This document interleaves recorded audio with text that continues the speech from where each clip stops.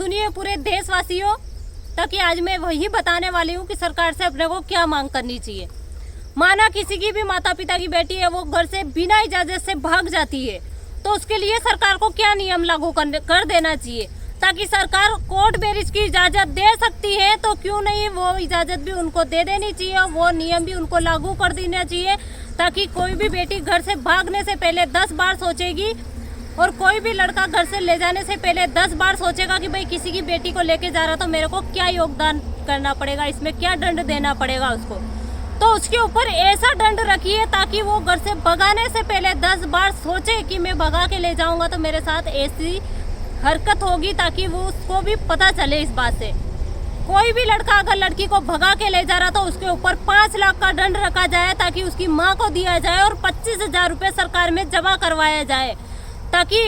अगर ये जमा करके वो ले जाता है तो अपने को भी लगे और माता पिता को भी लगे कि भाई ये उसको सुखी रख सकता है। क्योंकि बहुत सारे लड़के ऐसे होते हैं जो उसके जेब में 10,000 रुपये तो रहते नहीं और किसी की भी लड़की की जिंदगी बर्बाद कर देते हैं और किसी भी माता पिता की जान ले लेते हैं। और बहुत सारे माता पिता ऐसे ट्रेन में कट कट के मर जाते हैं, कहीं जहर खा लेते हैं, इज्जत की वजह से खा लेते हैं वो, लेकिन उस बेटी को पता नहीं चलता, क्योंकि उसको तो 3 दिन के प्यार में इतनी दीवानी हो जाती है वो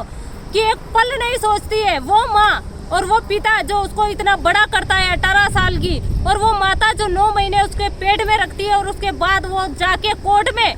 जितने भी पुलिस प्रशासन है उनके सामने अगर उसके पैर पकड़ती है तब कहाँ जाती है, कहाँ मर्यादा चली जाती है उस बेटी की मान मर्यादा, और कहाँ चली जाती है वो बेटी जिसको 9 महीने पेट में रखती है माँ। तो मैं तो यही कहना चाहती हूँ कि इसमें पुलिस प्रशासन कुछ नहीं कर सकती है, इसमें जो भी कर सकती है तो अपने जो भी भारत सरकार है वही कर सकती है, वही इस नियम को लागू कर सकती है, क्योंकि पुलिस प्रशासन भी मजबूर रहता है, कोर्ट मजबूर रहता है, जितने भी कलेक्टर है विधायक है वो सभी मजबूर रहते हैं, क्योंकि वो ये नियम सरकार ने लागू कर रखा है। तो ये नियम हटा देना चाहिए ताकि कोर्ट मैरिज का इजाज़त दे सकती है तो ये इजाज़त भी दे सरकार, ताकि कोई भी लड़का भगा के ले जा रहा है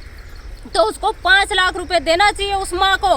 ताकि उसको भी पता चले कि भाई ले जाने से पहले मेरे को ये दंड देना पड़ेगा, ताकि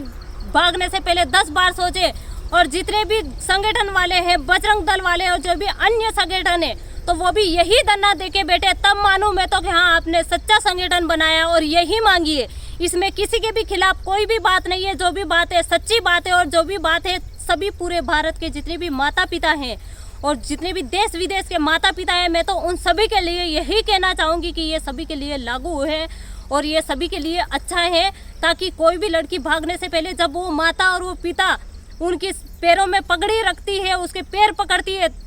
तब कितना बुरा लगता है, और जाके फिर आत्महत्या कर लेते हैं। तो एक तो उस बेटी को जन्म भी देती है माँ, और वही बेटी फिर उस माँ की जान ले लेती है, उस पिता की जान ले लेती है, क्योंकि ये हमने देखा है। हमने हमारी बहन के पैर पकड़े हैं, उसके सामने गिड़गिड़ाया, तब भी उसके बावजूद भी वो हमें भूल गई। माना हमारे पिता उनका साथ नहीं दे रहे थे, हमारा साथ नहीं दे रहे थे, लेकिन उसे हमने बहुत अच्छा रखा था, बहुत अच्छे से रखा उसको। मैंने खुद ने इतना अच्छा रखा था उसे कि भाई मेरी बेटी से ज़्यादा मैं उसे प्यार से रखती थी, पर उसने कुछ नहीं सोचा, क्योंकि 3 दिन के प्यार में वो भूल गई कि कैसी बहन होती है, क्योंकि बहन भी बड़ी बहन तो माँ के बराबर होती है, लेकिन उसने किसी के भी बारे में नहीं सोचा। तो मैं तो यही चाहती हूँ कि जिस तरीके से मेरा घर उजड़ा उस तरीके से किसी का भी घर नहीं उजड़े, क्योंकि वो भाग के नहीं जाती तो किसी की भी जोर नहीं चलता हमारे ऊपर कि हमारे साथ ऐसा सितम करे वो लोग। तो मैं तो यही कहना चाहती हूँ और सभी से हाथ जोड़ के निवेदन करना चाहती हूँ, और जो भी भारत सरकार है उससे हाथ जोड़ के मैं यही निवेदन करना चाहती हूँ कि इस नियम को आप लागू करिए, ताकि हमारे सभी जितने भी आपके भी घर पे बेटियां हैं, हमारी भी बेटियां, कल से हमारी भी बेटियां बड़ी होगी, सभी को बेटियां होती है, घर घर में बेटी होती है। तो आपने अगर ये नियम लागू कर दिया, आपने वो नारा तो लगवा दिया कि बेटी बचाओ पानी बचाओ, तो क्यों नहीं ये नियम भी आपको लागू कर देना चाहिए, ताकि किसी के भी घर पे ऐसी बर्बादी होने से बच सके वो लोग, और वो माता पिता जो उनको इतना झुकने की जरूरत नहीं पड़े। क्योंकि पुलिस प्रशासन रोता है खड़ा खड़ा और वो बोलता है कि देखिए किस तरीके की बेटियां हो गई और किस तरीके के हालात हो गए हैं आज के ज़माने में, ताकि माँ बाप को गिड़गिड़ाना पड़ रहा है, लेकिन उस बेटी को फ़र्क नहीं पड़ता है। उस बेटी को तो बस जुनून चाहता है। आपने देखा होगा थोड़े दिन पहले कि किसी लड़की भाग के गई थी तो उसके माता पिता ट्रेन में कट के मर गए, और उसी तरीके से मेरी माँ हर पल रोती है मेरी बहन के लिए, लेकिन उस बहन ने एक पल नहीं सोचा कि इस माँ का क्या होगा, क्योंकि मेरी माँ मेरे पिता की वजह से दुखी थी, हमारे परिवार से दुखी थी और हम दुखी थे, उसके बावजूद भी उसने नहीं सोचा, क्योंकि हमने सोचा लेकिन उसने नहीं सोचा।